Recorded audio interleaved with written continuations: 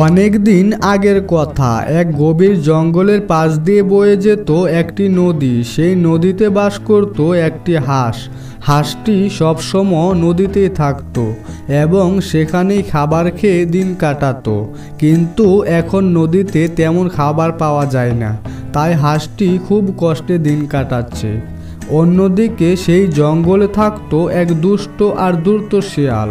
সে অনেক সময় বনে থাকা নিরীহ পশুদের বোকা বানিয়ে ফাঁদে ফেলে খেয়ে ফেলতো। একদিন শিয়ালের চোখে পড়ল নদীতে থাকা সেই হাঁসটির দিকে। তখন সে বলল, আরে বাহ, কত সুন্দর একটি নাদুস নুদুস হাঁস নদীতে একা একা বসে আছে।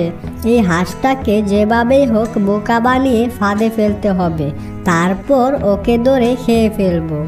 এই বলে শিয়াল একটি দ্রুত পরিকল্পনা করে হাঁসটির সামনে যেতে লাগলো।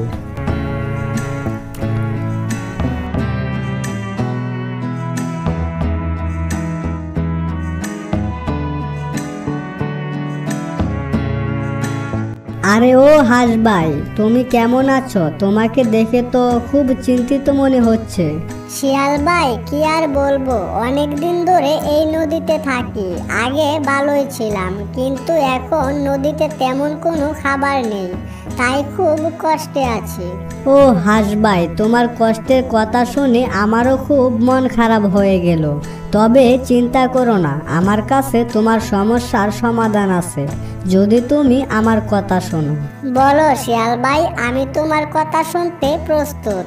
তাহলে শোনো, আমি তো সারা বন জঙ্গলে ঘুরে বেড়াই, কোথায় কি আছে সেটা আমি ভালো করে জানি। জঙ্গলের পাশেই আরেকটি নদী আছে, সেখানে প্রচুর মাছ আর অন্য খাবার পাওয়া যায়। তুমি যদি সেখানে যাও তাহলে কখনোই খাবার খেয়ে শেষ করতে পারবে না। সত্যি বলছো শিয়াল ভাই? তাহলে দয়া করে আমায় সেখানে নিয়ে চলো, আমি সেই নদীতে যেতে চাই।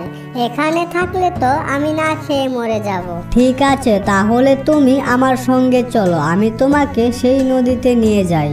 হাঁসটি শিয়ালের এমন মিষ্টি মিষ্টি কথাই বিশ্বাস করে তার সঙ্গে যেতে লাগলো। অনেকটা পথ পাড়ি দিয়ে শিয়াল তাকে একটি ঘন জঙ্গলের মধ্যে নিয়ে এলো। এটা দেখে হাঁস শিয়ালকে বলল, আরে ও শিয়াল ভাই, তুমি তো বলেছিলে আমাকে এক নদীতে নিয়ে যাবে যেখানে অনেক খাবার আছে। এটা তো জঙ্গল, আমাকে এখানে কেন নিয়ে এসেছো? হাঁস ভাই, আমি কি এত বোকা যে তোমার মতো একটি নাদুস নুদুস হাঁস দেখে ছেড়ে দেব? আমি তো তোমাকে খাওয়ার জন্য এখানে এনেছি। হা হা হা হা। কি বলছো তুমি? তাহলে তুমি আমার সঙ্গে মিথ্যা বলেছ। আমি অনেক বড় ভুল করেছি তোমার মতো এক ধূর্ত শিয়ালের কথা বিশ্বাস করে। চুপ করো, তোমার মতো বোকাদের জন্যই আমার পেটে খাবার মেলে। এখন আর কেউ তোমাকে আমার হাত থেকে বাঁচাতে পারবে না। শিয়াল ভাই, দয়া করে আমায় ছেড়ে দাও, আমি তো তোমার কোনো ক্ষতি করিনি, আমি বাঁচতে চাই। শিয়াল ভাই, আমাকে ছেড়ে দাও। অনেক হয়েছে, এখন আমি আর কোনো কথা শুনবো না, এক্ষুনি তোমাকে খেয়ে ফেলবো।